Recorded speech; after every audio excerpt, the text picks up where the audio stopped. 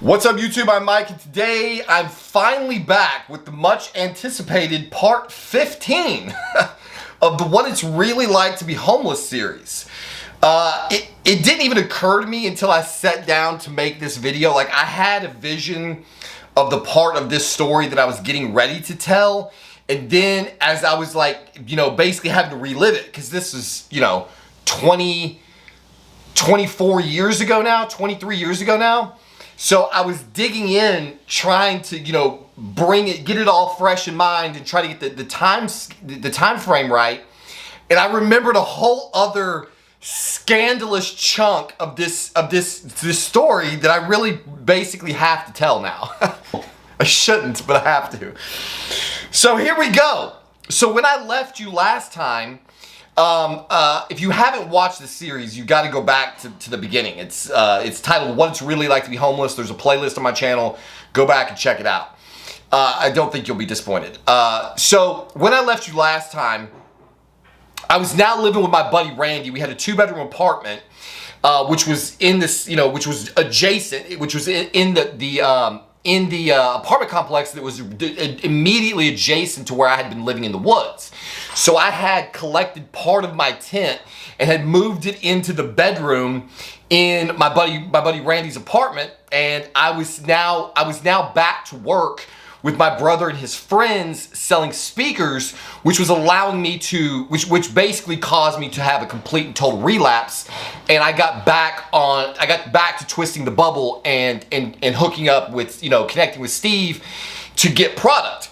And so, so this is where my use really kind of sort of shifted gears, because up until this point, I had never been able to use in my own space. I was always using in a car, at somebody else's house when we were dealing. Like, it was never in anything that was like my space. And oh my God, is it way worse when you have your own dope and your own space and your own security, and you know where you're gonna be for an extended period of time. And I just started going on these massive benders, like 2 weeks minimum at a time. And I found out that me and the crystal left to my own devices is really not a good mix. So like when I was running with Steve, I was always around other people. So there was always sort of a checks and balances system. You could only get so messed up. You could only be so weird. There were certain things you couldn't do, because you're constantly in somebody else's house or in somebody's car. Like you're never alone. We were just together 24 hours a day for weeks on end, just running. Now all of a sudden, I got a couple of grams to my name and a pipe, and I'm sitting in an apartment often by myself. Randy be out running around, or we just like, we weren't always together. And bro, like it got out of control. So I'm using constantly.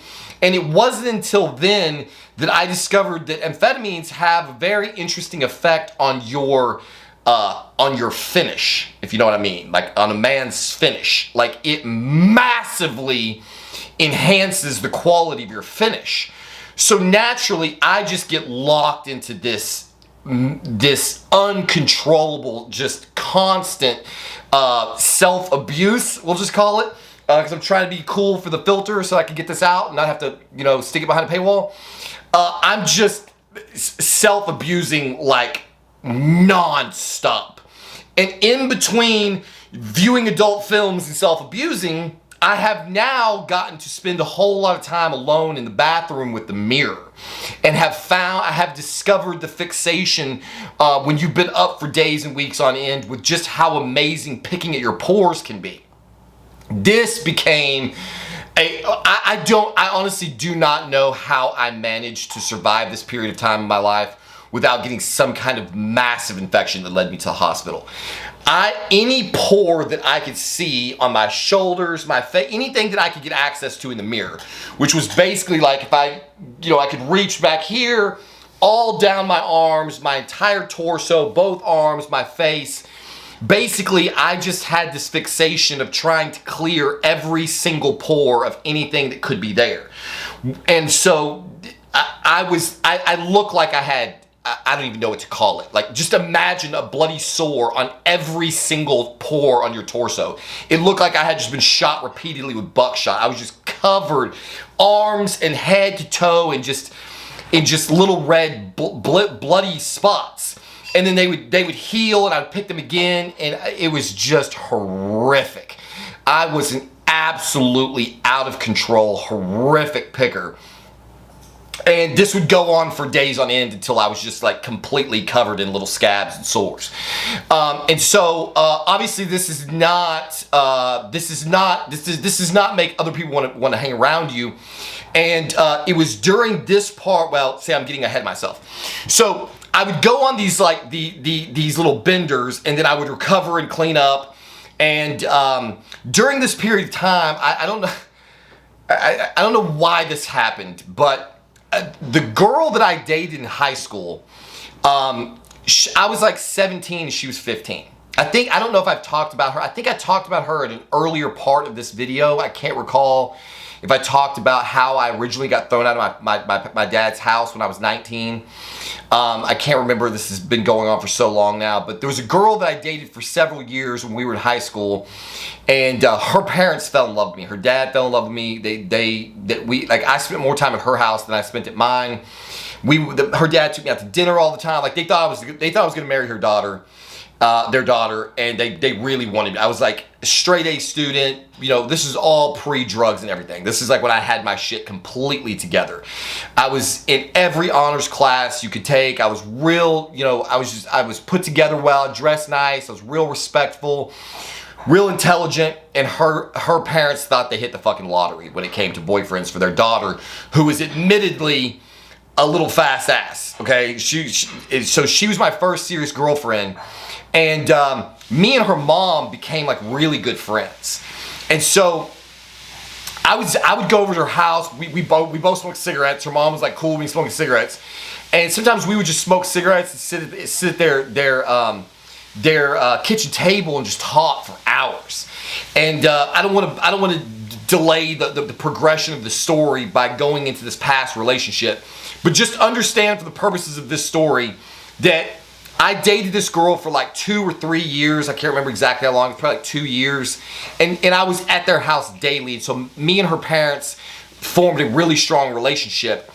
A relationship that formed stronger than I realized. So then me and this girl break up. I go on to another girlfriend, and then I end up homeless. And this woman, we'll just call Candy.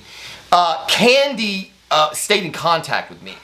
And when Candy found out that I was off the streets and back to living, and had an apartment, she started wanting to like get together.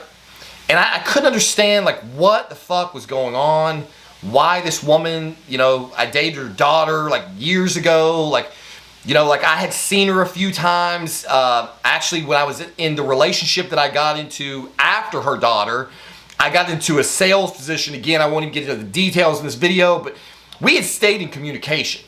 I looked at her as like a mother. Like, she was kind of like the mother I didn't have because, I was living with my dad, my stepmom. My stepmom and I weren't very close at the time. I had no relationship with my mom. I really didn't have any relationship with either of my parents. And so for 2 years, between like 17 and 19, her family was the only people I was around. And so they kind of raised me to a certain degree. And so her mom was like, had always been like a motherly figure to me.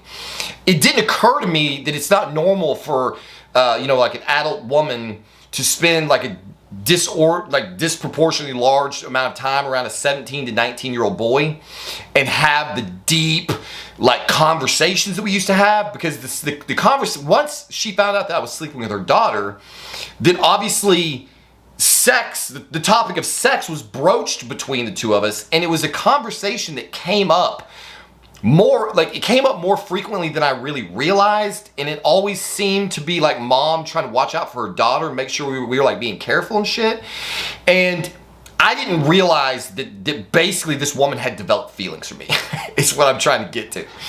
And so Candy keeps calling me, and I start to figure out like something weird is going on here.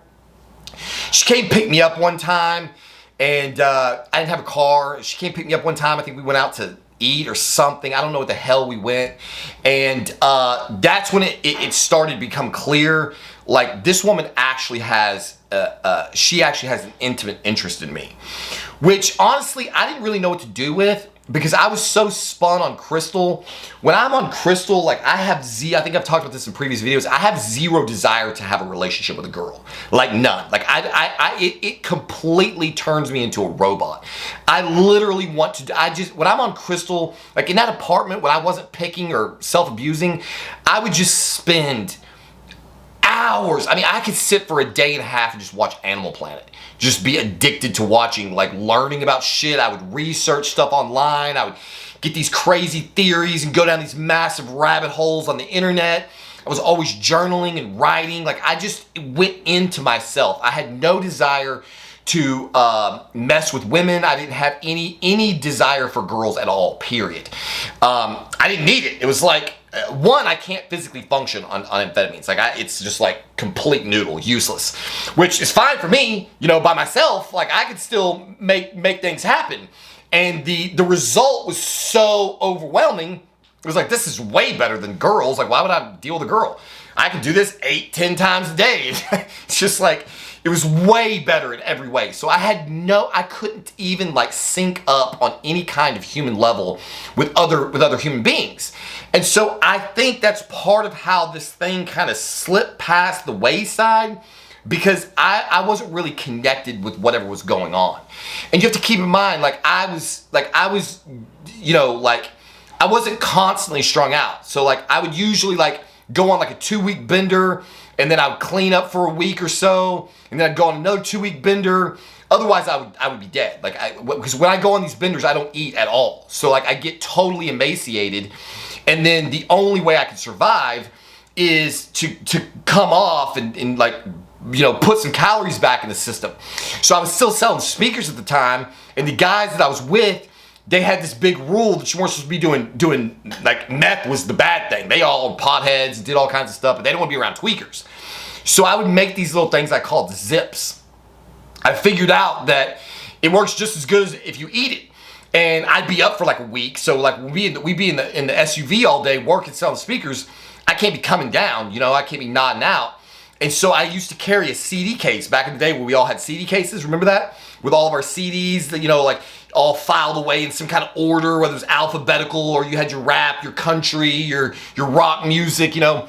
And so what I would do is I would get like a Ziploc baggie, and I would weigh out how much crystal I needed, you know, like twice a day or whatever, because if you eat it, it lasts a long time. And I would put the crystal like into like a Ziploc baggie, and you know, like, I'd put it in the corner of the baggie, and then I would go over to the stove and turn the stove on and just touch the open parts to that, and so it would seal. It would basically like seal the crystal into like a little tiny little paper thin plastic like little baggie, and I would stuff that in behind one of my CDs, and then I would go to work with my brother and his friends. And so when they would go stop to get gas or go to the bathroom, I would just reach in my CD case and I would just eat the whole thing, just the plastic and all, just boom, just pop it down. Stomach acid dissolves it, crystal hits you, boom, you're back to, you know, you're back in the money. So that's how I kind of tried to subvert, you know, suspicion.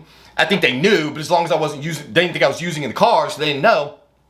So I'd make these little zips, and I always like have them hidden somewhere so that I could stay up, you know, whenever I was on and running. And so this woman kept trying to call me, and finally I just like, I couldn't take, she kept wanting to come over to my apartment. And I finally was like, Candy, look, like, you can't come over here. She's like, why? Why can't I come over? Why can't I just come see you? I'm like, dude, because I'm getting high. Okay, I'm tired of fucking pretending, okay? I don't date your daughter anymore. I'm a grown-ass man. I can do what the hell I want. I don't want you to see, like, I don't want you to come up with, she's like, what do you mean? I told her, like, I'm sitting here twisting the bubble, okay? Like, that's what I'm doing. I just straight out told her, like, this is what I do. And this woman is so blinded by her apparent love for me, she's just gonna gloss completely over that and be like, I don't care. I'm like, you don't care. Really? You're gonna come over here and sit here and watch me twist the bubble? She's like, yeah, whatever. And so I'm like, all right, whatever, fuck it. I'm tired of like telling you no. Like I'm tired, I literally cannot beat this hoe off with a stick. So this bitch is gonna show up, and I probably have to cut that out. This girl's just gonna show up to my apartment, and like I had already decided, like I'm done fighting this battle. Maybe this is what she needs to see to realize that I'm bad news. You got to move on. You need to go. I don't know what midlife crisis you're going through. I don't know what your problem is, but you gotta get beyond me.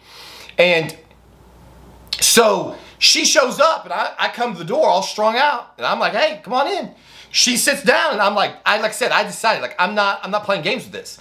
I got the pipe right out on the table. She's sitting there. Somebody else was there. I don't know. Maybe I was getting high with somebody else. I don't even remember. She's sitting there, starts trying to chat and talk, and I just pick up the bubbles, start rolling it up, like. And she just sits there and watches and hangs out for a little while, and then tries to, I don't even remember how it ended. I guess I walked her to her car. I don't know, she was trying to give me a hug.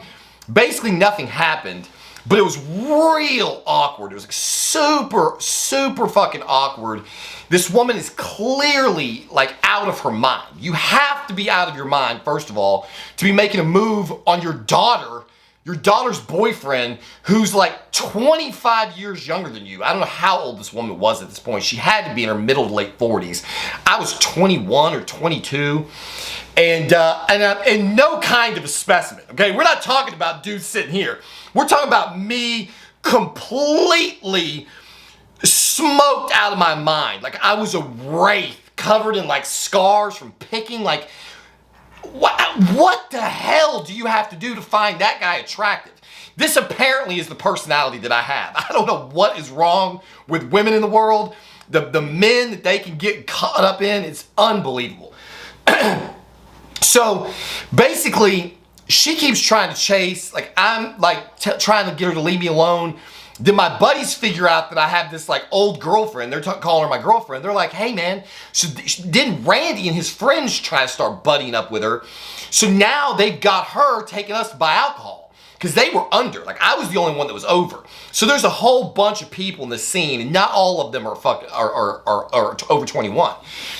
So they would get her to take them to get alcohol, do all kinds of crap. So one night, Randy decides to throw a party.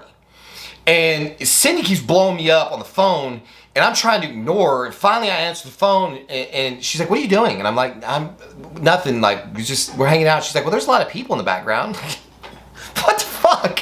I'm like, "Yeah, we're having a party. Okay, is it okay with you? Can I have a party at my house?" She's like, "Well, I want to come over." I'm like, "No, this is a bad idea. This is not a good idea. You definitely there's like, I mean, this party's got people who everywhere from 17 to, I was probably the oldest person there, honestly, because Randy's like a couple of years younger than me. So he's like my brother's age. So they're all like 19, and there's probably some 17-year-olds, a bunch of kids, like I'm this old crazy tweaker dude that's been living in the bushes that this guy just was nice enough to bring in out of the summer heat.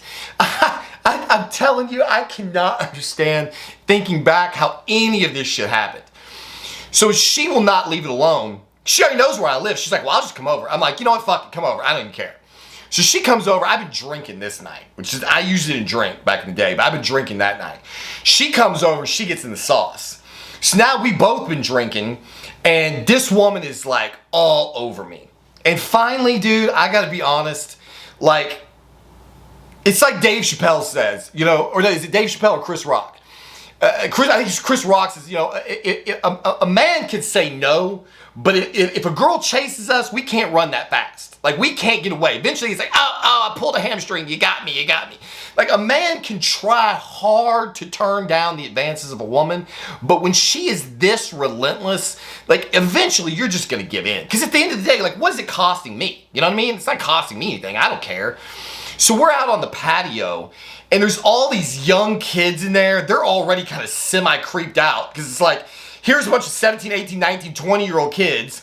Then there's me, the village idiot, the crazy guy who used to live in the woods. They're already like, why is this guy here? Now he's got some 45-year-old woman out on the patio with him. They figure out who she is. So it's like half the party is creeped out. The other half is like, watching to see what I'm gonna do. And that moment just happened. That moment just happened where she's drunk, I'm drunk, we're sitting on the patio, she leans in too close, and I just said, fuck it. And I just started making out with her. Oh, God. It was not good, okay? Let me just tell you. I was not attracted to this woman at all. I mean, zero attractiveness, okay? Please don't understand, this is not the prototypical MILF story. Not even close. If it had been, there is no telling what I would have done. I mean, if this woman had been even remotely attractive to me, I have no morals, clearly, okay? I am married to my best friend's ex-wife. Like, I hooked up with my best friend in the world's wife, okay? Like, there is not a moral thread anywhere in my body. Okay, if this woman had been smoking hot, there is no telling what I would have done. Thank God she was not, and I could not possibly have been more unattracted to her. But like I said, I pulled a hammy, okay? She got me. She got me. I fucking made out with her a little bit. It was grotesque, honestly. If I'm being totally honest, it was not good. I never want to do it again. But it's also like one of those things where it's like how many people can say in life, or want to, I mean, I'm not really trying to brag, but my life has been about having experiences, and I have the experience of having my high school girlfriend's mom fall in love with me, try to have sex with me, and settle for a moonlit, drunken makeout session on my balcony while underage illegal party was going on. Oh my God, dude, my life has been completely insane. This is just one tiny little sliver. The number of crazy things I've told you guys in this story already, this is just another drop in the bucket of all the lunacy that has gone on in my life. So, this situation, I think that was pretty much the end of it. I don't recall anything other happening with her. Damn, I really shouldn't be telling this story. Fuck. But I will tell you how it ended, okay? The way that it ended is that while I wasn't doing anything physical with her, we made out one time. We did exchange a lot of emails because I would get all tweaked out and like really, my libido would be really cranked through the roof, and she would be emailing me. And when you're talking to somebody in written text, it's like they could be anyone. And we had a lot of how do you call it? Like we would write these sex stories. Like we would like create sexual fantasies. And I started it. I have to admit, I started it. So like, back in the day, we used to have like, what do they call it? Cyber sex. Remember that? When you'd be on a chat thing, you would like type back and forth, like I'm doing this to you, and she'd say I'm doing this to you. It was like cyber sex, except instead of like the back and forth live, I would write out this entire scene, and then she would respond with a scene of her own. Unfortunately, I can remember some of the shit that she wrote. So we had been sending these super pornographic stories back and forth. And damn, man, I'm such a piece of shit. Her husband found them. Her husband started figuring out something shady was going on because she was leaving the house. God knows what else she was doing. And he got suspicious, and he somehow got into her email and found all of these stories. So imagine now the situation has grown to this is the boyfriend of his daughter, that he wanted to marry his daughter, that he had the utmost respect in the world for. This guy treated me like a son in every sense of the word.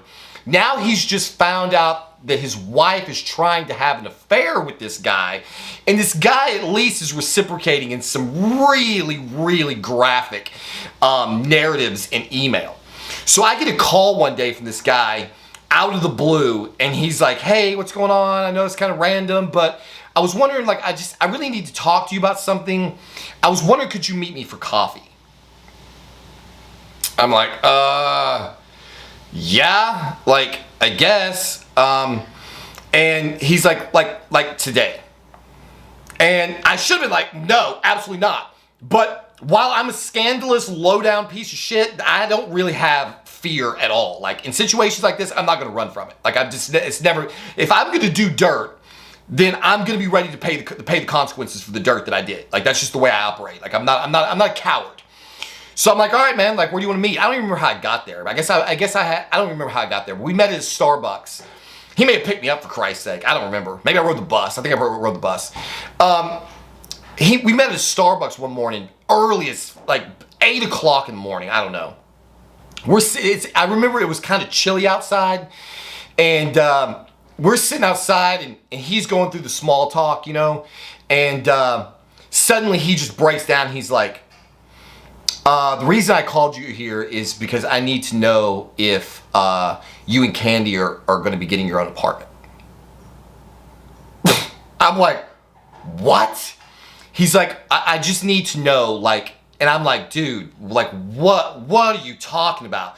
There's nothing. And before I can even finish the sentence, there's nothing going on. He goes, stop. Okay? I know.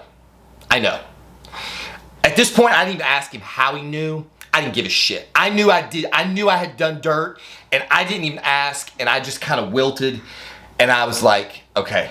Like, he goes, like, I need you to tell me the truth. Are you guys planning on trying to be together? And I know it's not the move that you're supposed to make, but I laughed. Because it was hysterical to me. And I just kind of like, we'll just call him Bob. I'm like, Bob, no, okay? Please understand. I don't know what you know or how you know, but I have absolutely zero interest in your wife, okay? I am very sorry for anything that I have done. This woman has been pursuing me. I have been trying to put an end to it. I think this is when he said that he saw the emails. I know that must have been what he said. And I'm like, ugh. And I'm like, dude, look, I'm all fucked up right now. Okay, I'm strung out. I'm out of my mind. Look, I don't want anything to do with Candy at all. We are definitely not getting an apartment. I really just want her to leave me alone. Like, I don't want anything. I think of her as a mother. This has been a huge misunderstanding and mistake. I don't want anything to do with this. And then all of a sudden his demeanor just totally changes. He's like, so nothing's going on.